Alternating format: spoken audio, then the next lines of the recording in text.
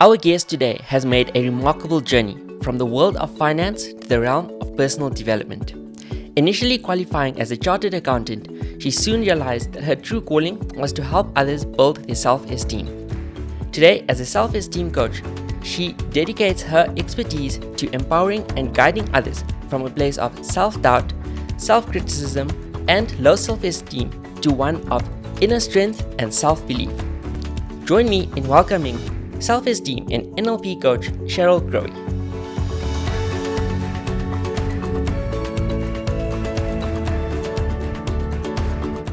Cheryl, thank you for coming through today. Thank you for having me. It's a pleasure to be here and a privilege. I think the privilege and honor is mine as well. I'm always so appreciative of these connections. Really thank you for coming and being here with me today and with us. I'm excited to discuss this subject of self-esteem. I think it's so important, right? I want to kick us off with your Instagram page, if you don't mind. Okay. So it's really awesome, right? Let me say that. Thank I think you. It's actually quite inspiring. You've got some really awesome content on there. What I love most, though, is your bravery in terms of putting yourself out there. Right? There's a couple of posts where you show who you are, right? Sitting, in a coffee shop, working on stuff, doing your exercise and so on. So my question is, where does that drive stem from for you in showcasing who you are and not being afraid to do so? It comes from having built my own self-esteem and that journey of connecting with my inner self, because one of the simplest principles of living with self-esteem is I believe that I can be authentically me, that I can be authentic. I'm a unique individual and I get to express that through through different avenues and different channels.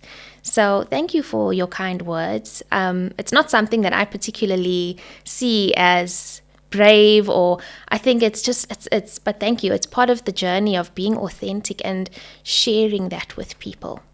No, I think it's awesome. It's inspiring for me as well, and inspiring in the sense that I love it when I see people who are authentic and in essence living their truth. So awesome job. I think I want to encourage people to go and check out your Instagram page, and I'll definitely mention your website as well a bit later on. I hope I'm saying this right, but is it Iridescence Coaching?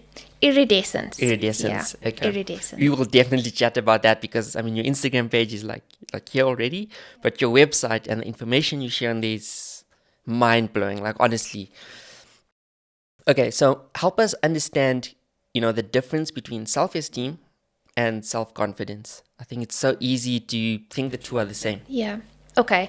So self-esteem, at its core, is when you live with self-esteem, you live with the belief that you are a valuable and worthwhile person. So it's your evaluation of yourself, and it is the most important evaluation and judgment that you'll make in your entire life. And we can touch on that a bit later, maybe. So self-esteem is all about believing in your own opinion that you are a valuable and worthwhile person.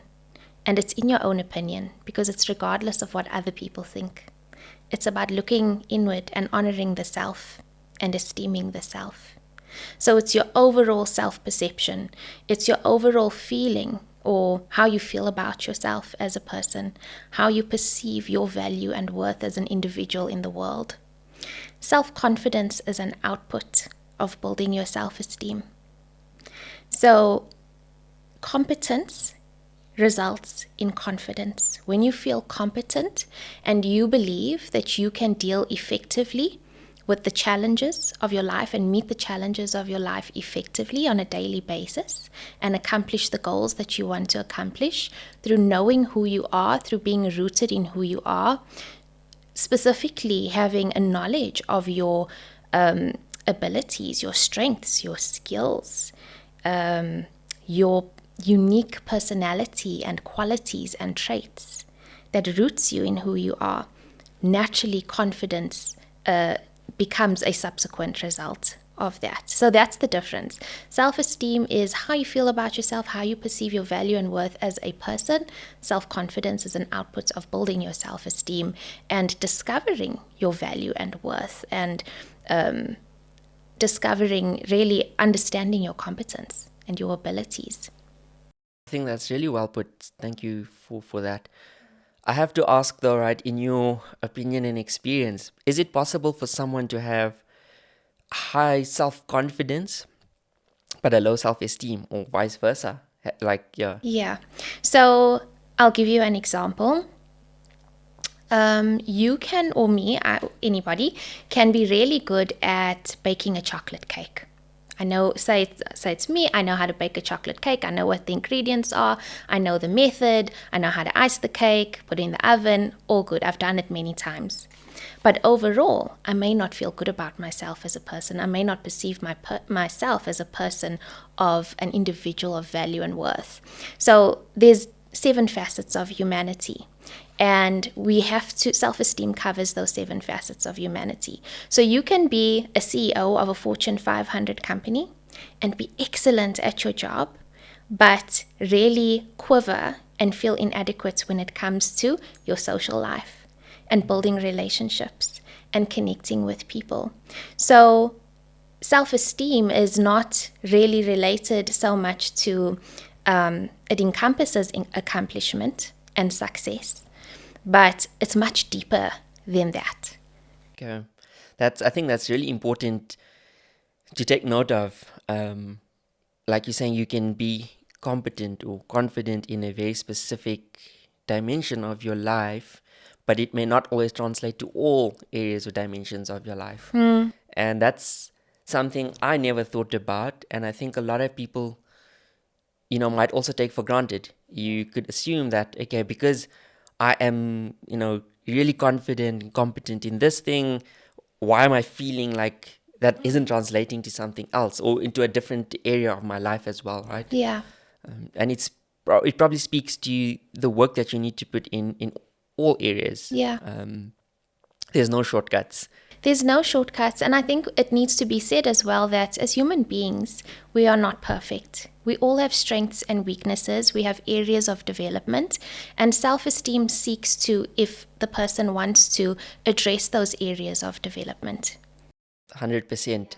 And I want to bring back something before, we move on. But you mentioned this idea of it's, self-esteem relates a lot to your opinion about yourself and your self-judgment as well, essentially. And we live in a world today where that opinion about ourselves are so easily shaped by the external, right? Whether it's your friends, your family, colleagues, whatever. Your environment as well plays a role. Maybe we can speak a bit about how does, low self-esteem kind of manifest in our daily lives and in our relationships? What are some of the common signs? How do I know that I have low self-esteem? Okay. So there are a few signs. Let's talk about the major ones, okay? So at the core, if you don't feel good enough as a person in an area of life, if you feel inadequate, and these are consistent feelings of not feeling good enough, not feeling adequate, not feeling worthwhile and valuable, then that is a sure sign of low self-esteem. So that's it at its core. And that feeling, that belief that you hold, that's often very unconscious to people. People are a lot of the time unaware of it.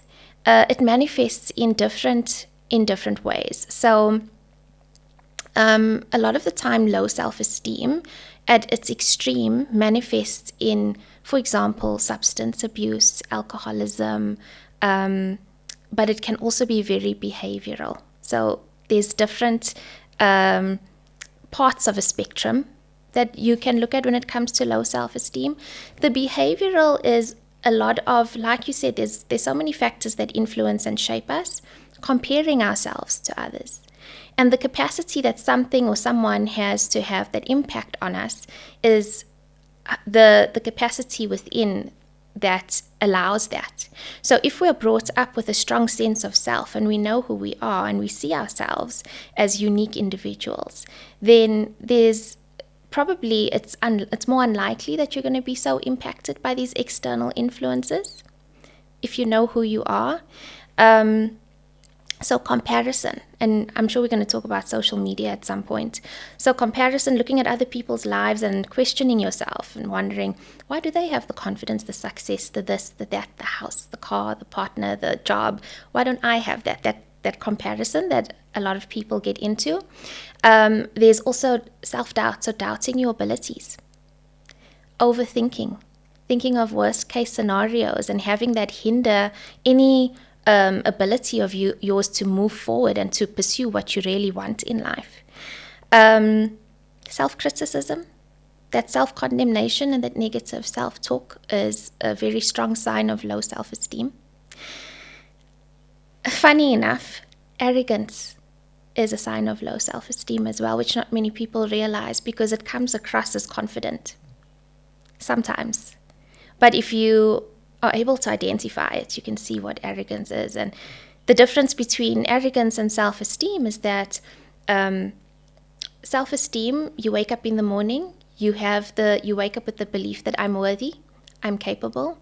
You know who you are, but you don't need to flaunt it. Arrogance is linked to self-righteousness, superiority, self-importance, self-centeredness, this belief, I know it all. Nobody knows better than me. I know it best. And the need to constantly prove. Where self-esteem is, it's about authentic pride. It's about taking pleasure in who you are and yourself from your actions and your accomplishments. It's not rooted in emptiness and a feeling of inner lack like arrogance is, but rather its wellspring is satisfaction. And me liking who I am, not having to prove that, not having to flaunt that to everybody, because it's who I am and it's what I share with the world. So arrogance, many people don't know that, but it comes from a place of inner lack. It's a means of trying to exert power on the outside in the external world because somebody feels so powerless within and lives in fear within. So that's an interesting one for me. And for the viewers to know. I think many people mistake arrogance for confidence.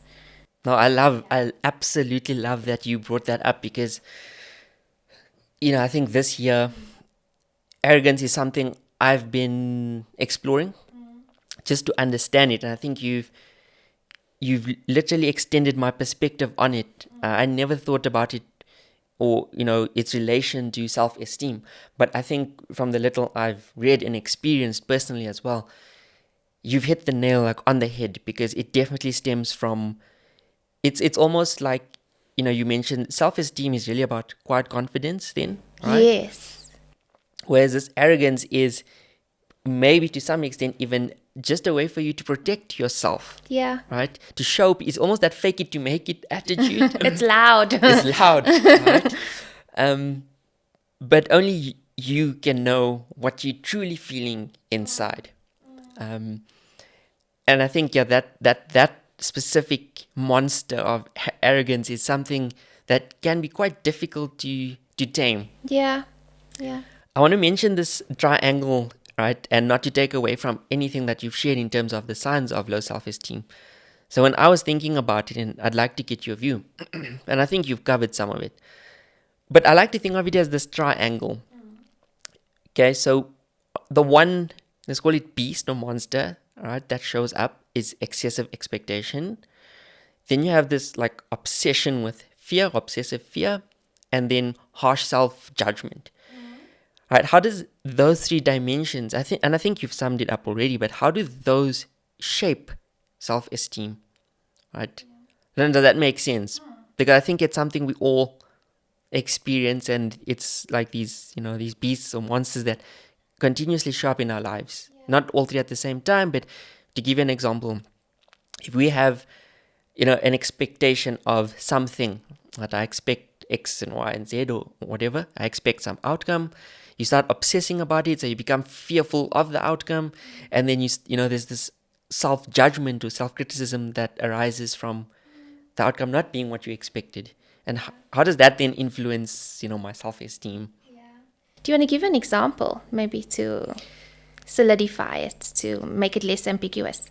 Yes. So, let's say, for example, right? I have. Okay, let's take this episode for example. Okay, if I had some expectation about what my guest would, or how my guest would react, and the outcome of this episode in terms of how would my viewers engage with this topic, would they enjoy what we're discussing, and so on, right? And I'm so focused on that outcome, like I'm expecting a certain outcome. Okay, now there's this fear right now as I'm engaging with you. Or am I saying the right thing? Am I saying it the right way? So there's all these fears, and I take away from being present. When I go back and then do the editing, or I watch, this episode, I'm now criticizing myself if I feel like I didn't meet those expectations. Yeah. So now, for my next episode or going forward, I have this in the back of my mind, and my self-esteem is like, I don't really think I can do this, right? Because it comes back to that belief in yourself, self-esteem. I don't believe in myself. Maybe this isn't for me. And then it affects my self-confidence. When I show up to the next recording, I am not my authentic self.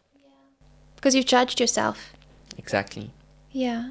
I understand what you're saying. So, do you think that you're touching on perfectionism to an extent? I think it could be exactly that, right? And so many people feel like perfectionism is a strength, or it's very common in like interviews when you ask someone what's your weakness, they'd say like perfectionism, because they're trying to wrap it as something that's actually positive. And maybe we can talk about this briefly, but chasing perfectionism, defining perfectionism for yourself, and how that shapes your actions.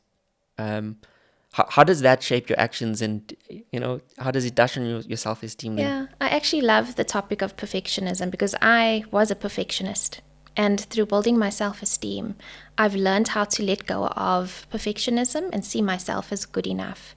So earlier we spoke about competence and feeling capable to do what you need to do and accomplish the things that you need to accomplish. Competence is not perfectionism.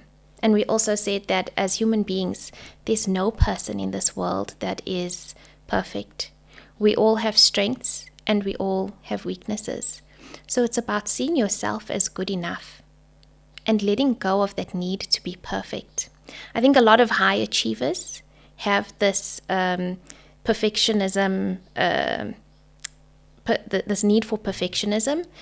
And what perfectionism actually means, if you had to look it up, is without fault, without flaw. And there's no human being without fault and without flaw.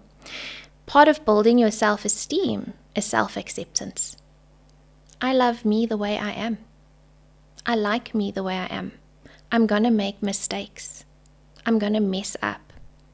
It's about identifying these limiting beliefs and these patterns that that are running the dynamics of our lives that we are so unaware of, that are preventing us from growing. Because like you said, you might go and edit, and then you hear what you've said and you start self-criticizing, and that negative self-talk spirals, and it becomes a thing of, okay, well, I don't want to do this anymore. I'm so bad at it.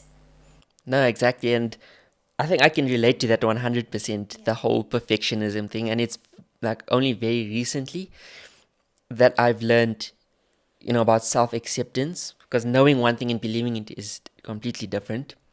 And I think you're so spot on. And I think it comes back to what you were saying earlier. When, we almost strive for perfection, how much of that is actually arrogance then, right? And because it can also be very loud, chasing perfection, because you have this need to be like flawless, like you're saying, and faultless. But it's about accepting things as they are and accepting yourself as, like for who you are. And it comes back then to authenticity.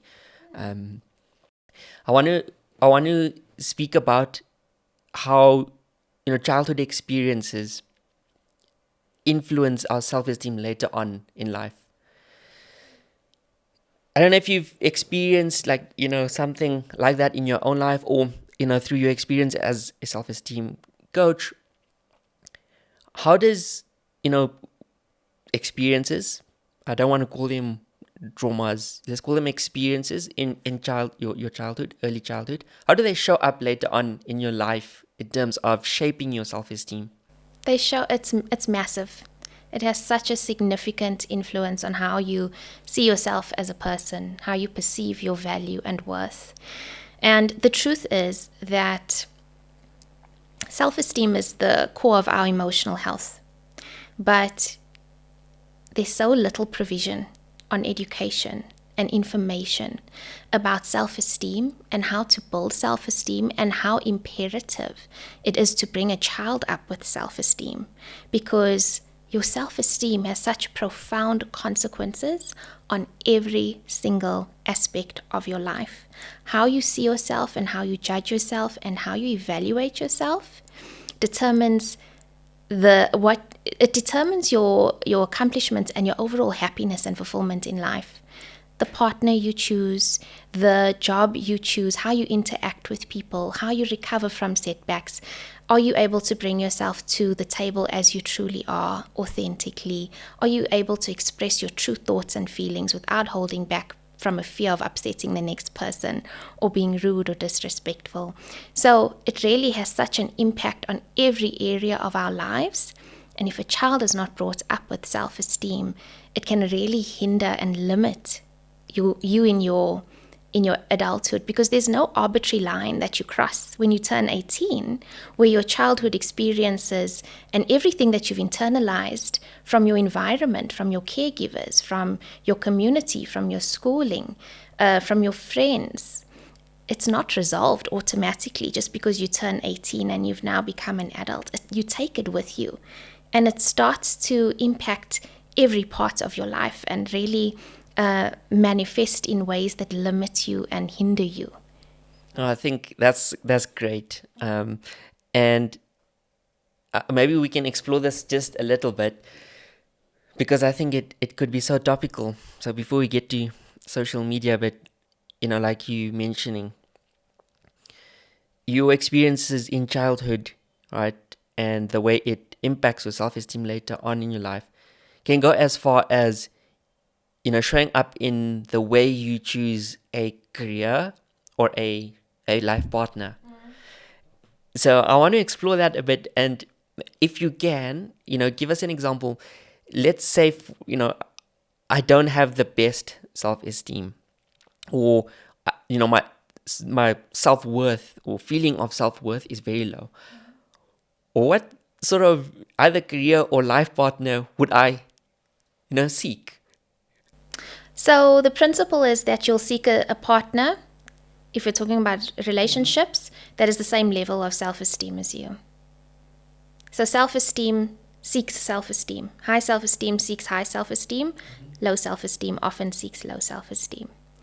So it just depends. It depends on what's happened in your childhood and what you're seeking. Because oftentimes those holes that we're trying to fill, we look for partners that can fill those holes, whatever they may be. So your childhood could have been very different to my childhood, and what you're looking for, the love that you're looking for, the validation and recognition that you're looking to fill in terms of those holes could be very different to what I'm looking for. But essentially that's what happens, is that when we're not brought up with self-esteem, there's an emptiness that lives within us, and we try to seek external validation and ways of filling that emptiness. But really it's not guaranteed, and that's why you have to learn to do it for yourself.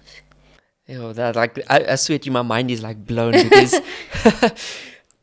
I personally, so I can't speak for anyone else, but I personally have never thought about, like, just use relationships as an example.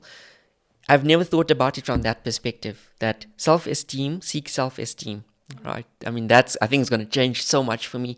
And I think it's so important because, like you mentioned, it's something only you can work on for yourself. I think if you seek it from, and maybe you can correct me if I'm wrong, but if you seek it from someone else, I think one, that's unfair pressure on the other person. Yeah.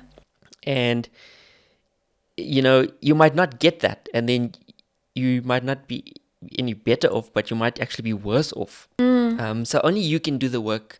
And it's probably so important to be yourself and be as whole as you can be before seeking, right? Whatever you're seeking. It's so important. So thank you for raising that. Let's chat about social media. I think this one is I'm pretty excited about it, and I think it's really, really important. Okay, so in terms of social media, right? I think we're flooded with profiles, okay, of success, profiles of ideal relationships, profiles of money and wealth, so on. In your view, right, how do you feel social media has and continues to impact people and, just their sense of worth, self-worth? Yeah.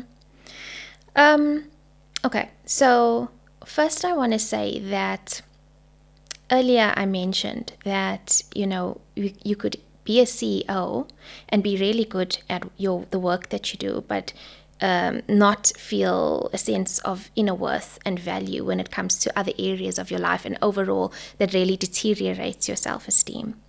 So external things is not self-esteem. You can have all the money, all the fame, the best house, live in the best neighborhood, have the best job, but that's comfort, and self-esteem is not comfort. Self-esteem is waking up in the morning and feeling good about yourself, feeling adequate, feeling worthy without needing to prove it, right? So you're right. We are really bombarded with profiles that are beautifully coherent and aesthetic and, really show. I think what people are really trying to. We live in a world where low self-esteem is really an epidemic. But people don't realize that there are so many people who are struggling with low self-esteem. And I think social media has become a way for people to glamorize and romanticize their life, to show, everybody says, the highlight reel. Nobody is going to be vulnerable and show the challenges of their relationships or the difficulties they're facing at work or how they're feeling, because it's a weakness. They want to be recognized and validated, and they want to say, hey, look at my wonderful life. And that's why I strive to be so authentic, because I want to connect with people. I want to connect with humanity, with humans. And we all have struggles. We all have challenges. So there's so many influences that shape us. But if we don't have a strong sense of self, going back to knowing who we are, knowing that we're unique, that our journeys are ours, having a strong sense of esteem and value and worth, and knowing that we're not perfect, if you have that, it's unlikely you're going to be shaken by what you see on social media. And you have to stay anchored in yourself. You have to root down that flag and make sure that you know who you are, so that you're not swayed when you're bombarded by all these things that we see on social media. No, definitely. I so agree with that. And I also like that you mentioned, and I think it's important to reiterate it, the difference between being comfortable and having a good sense of self-worth. Those are not always the same thing. And, like you mentioned, you'll see all of these glamorous profiles, and where people are like saying, romanticized certain dimensions of their life. And that's what you see. But that can be, just summed up as comfort. It's not always the same as self-worth. Yeah. And I think something that's really, really critical is this whole idea that you are, and I like the way you put it, it's a highlight reel. Yeah. Okay? And people are afraid to show almost the behind the scenes, right? To give you a very, very easy example, and I only know this because I'm experiencing it now firsthand in my process of editing and creating, YouTube shorts and Instagram reels. And you can spend 10, 15, 20, sometimes half an hour for a 30-second clip, all you seeing is the 30-second clip. Yeah. You don't understand the blood, sweat, and tears, Yes. right? And you mentioned this before Yeah. we started, like you also started, doing your own videos, and Yeah. it's quite a tough process. And that's the part people don't always see.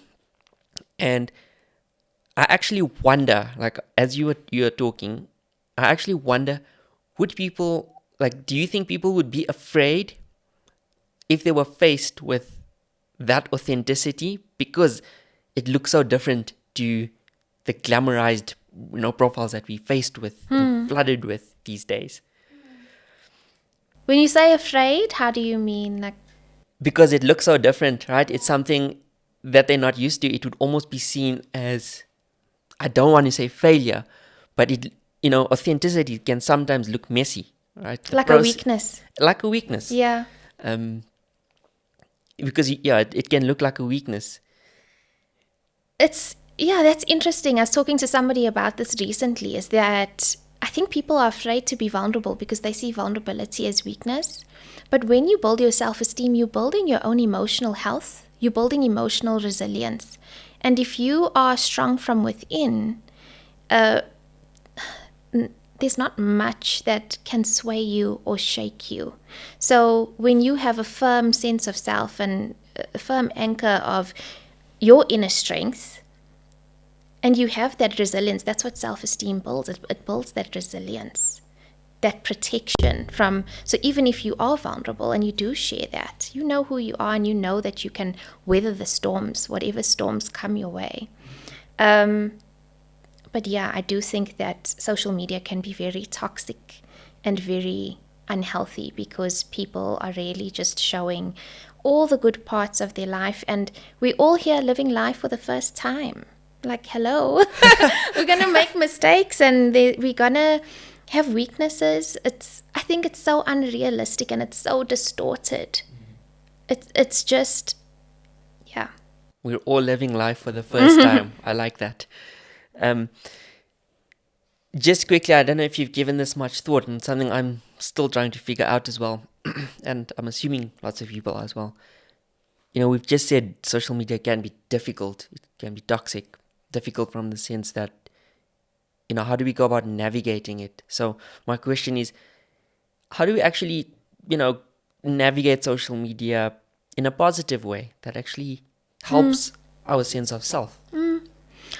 I've started pruning my social media and unfollowing unnecessary accounts that I don't resonate with. And I think that that's the way to do it, is if you're not resonating with an account that you're following, unfollow. You don't need to see it because you're consuming that content, and what you're not realizing is unconsciously and unknowingly it's triggering you every day. It's triggering thoughts inside of you of, why don't I have this? Look at her life, look at his life, look at what he's achieved, this, that, he's going overseas, he's flying first class, they drive this car, he has this job, look at their connection and love. And you're looking at your own life and you're saying, okay, but I don't have this. So if you're, I've started unfollowing all inauthentic profiles, to be honest, and I really just stick with those that I vibe with. I think that I would suggest that would be my suggestion. No, I think that's powerful. I pretty much do the same, and I think you can only start doing that or doing it well if you know who you are, to some sense, right? Because in order for you to know who you vibe with, you need to know what's your vibe. Yes. And maybe we can touch on, and you can speak a bit about the work you do. How does one sort of go about then building their self-esteem, briefly, and maybe even going as far as protecting their self-esteem? And I want to talk about your website, like I mentioned in the beginning. And the reason I want to raise it is not so much because, it's a really aesthetically pleasing website. It's the content that Is it the Iridescence website? Yes. Okay. Yeah, it is. That's interesting enough. That's my old website. I'm redoing it. So wow, I can't wait to see it. Like, honestly, I'll share it with you. Yes, please do, because I want to put the link so people can go and check this out. Thank you. And I'm not just doing that to like promote what you're doing, right? I actually went on your website, and the content, like the information that you share on there, just the fact that you share it so freely, I think is very important for me. And I have no idea what a self-esteem coach does. I don't know what that process looks like. But to some extent, you share that on your website. And I'm like, this is great. I don't have to go and, do some research or, book like a paid session because and whatever to find out if is this even for me. Yeah. So maybe you can share, how do we go about building self-esteem, protecting it? How does someone recognize when they need coaching? So it goes back to the signs that we spoke about earlier. We didn't actually do an exhaustive list of, there's many signs. There's a few things also that we didn't talk about, like fear of judgment, fear of failure, the inability to speak up with assertion, to share your opinions, hiding your true self. Like those are also signs, right? So if within you just don't feel an inner sense of worth, capability, you don't know who you are. Many people don't know who they are. And so that's what my work seeks to do, is discovering who you are, discovering your core value and worth. And I think what's important for everybody to know is that however old you are, whether you're in your 20s, your 30s, your 40s, your 50s, like we spoke about, your childhood and your past has shaped you. It shaped your thinking. And so we've lived with these certain thoughts and beliefs that have shaped our thinking, that has, like we've said, such a profound impact on every single area of our lives. It's so pervasive that we need to first understand, okay, we've lived with these beliefs for 20, 30, 40, 50 years. So undoing that faulty thinking and building a new system of empowering beliefs in which you see yourself differently, you understand yourself differently, you see the world differently. That's what a lot of my clients say, is they say, I've started perceiving myself not only with value and worth, but created a system where I understand myself differently. I see the world differently. It unlocks doors and it opens up channels that were previously closed and shut down. So it's a process. It's not an overnight. I work with my clients for months. I have a 6-month program that's called the Happiness Roadmap, and what ultimately it's the process that I take my clients along, where I stand alongside them and I hold their hand on building that self-awareness, identifying, naming, calling out and shifting those limiting beliefs that they're unknowingly living with, that they need to shift in order to become the next version of themselves, to calibrate that level of self-worth that's going to open the door to the next version of who they want to become, their most confident, happy, and best selves. It also takes clients on a journey of discovering who they are. So I have a unique method of helping my clients discover a knowledge of who they are, because the more you become clear on who you are, the easier it becomes to feel sure of yourself and make decisions that are good for you with ease and certainty. It's about building self-worth, which is all about building a positive, loving relationship with yourself in which you show up as an equal in the world, not inferior, but as an equal. And then building self-assertion, which is the only way that you can show up powerfully in the world and authentically. Well, that's amazing. It's really good. And I think people underestimate the power of a coach. And I'm saying this myself as well, right? When I started doing this podcast, I've been introduced to so many coaches that I never knew I never knew it was a thing. Yeah. So people underestimate that. And I want to, like you're saying, you mentioned a few times, it's about knowing yourself and getting to yourself, and that looks different for everyone. I think it's so important to mention that knowing who yourself is also about knowing who you're not. I love that. Right? Because sometimes it can be a lot more difficult to say, this is who I am, and it's a lot easier to say, this is who I'm not. And you start removing those from your life. I'm not this person, I'm not this person. And eventually hopefully you'll find that next best version of yourself that you actually envision yourself being. Yeah. That's great. I've learned so much in this session, and I think there's so much that we could continue unpacking.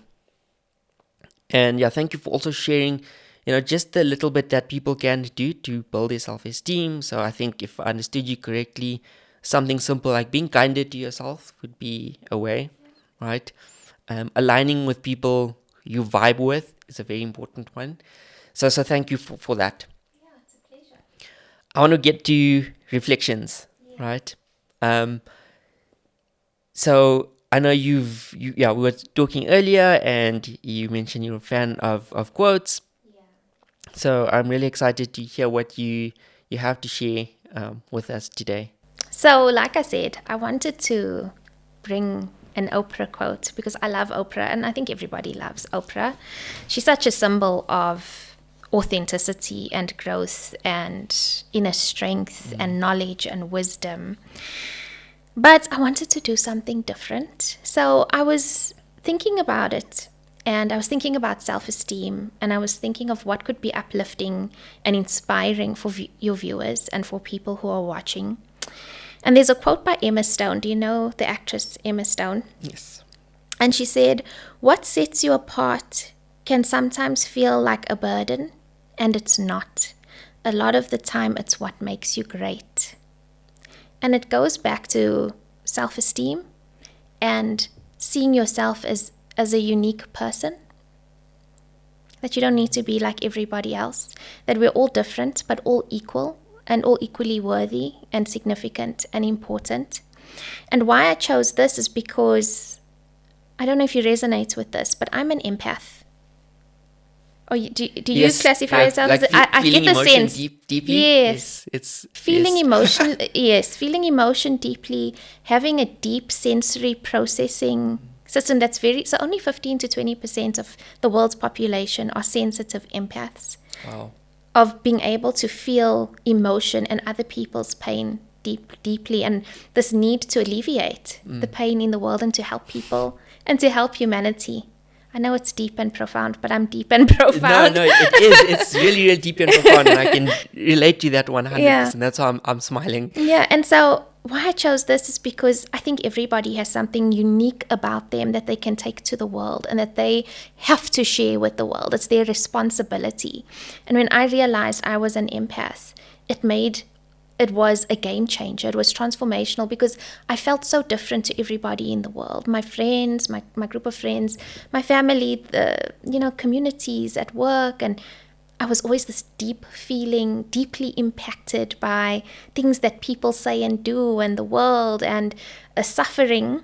And now I realize why it's because I'm an empath, and it's led me to doing this work of working with people who are deep feeling, who want to work on themselves, who want to build an empowered relationship with themselves. And so I think that this is so powerful because I don't think a lot of people know what sets them apart. They see themselves as different and they feel inferior because they're different. But usually what is so normal to us is our genius. Other people see it and they're like, wow. So it's like, I'll give you an example with me and my partner. He's very action oriented. He's very active. He cycles and he does these really long races that I can't even begin to imagine to do. But that's his thing. That's who he is. That it comes so easy to him. I'm a deep thinker. Coaching and being with people and holding space is easy for me. So it's about identifying what makes you unique and beautiful and taking that into the world and finding your people and sharing that with your people. Oh, that's amazing. It's really, really brilliant and fascinating because, people have these dreams or these thoughts or these ideas. Oh, this might be something I'm interested in, whatever. I say go and chase it, right? Because you never know if it's your genius or not. Yeah. But the only way to find out is to try. Cheryl, thank you so much for being here. Thank you for having this platform. It's really admirable. And it was a pleasure being here. And thank you for sharing with me.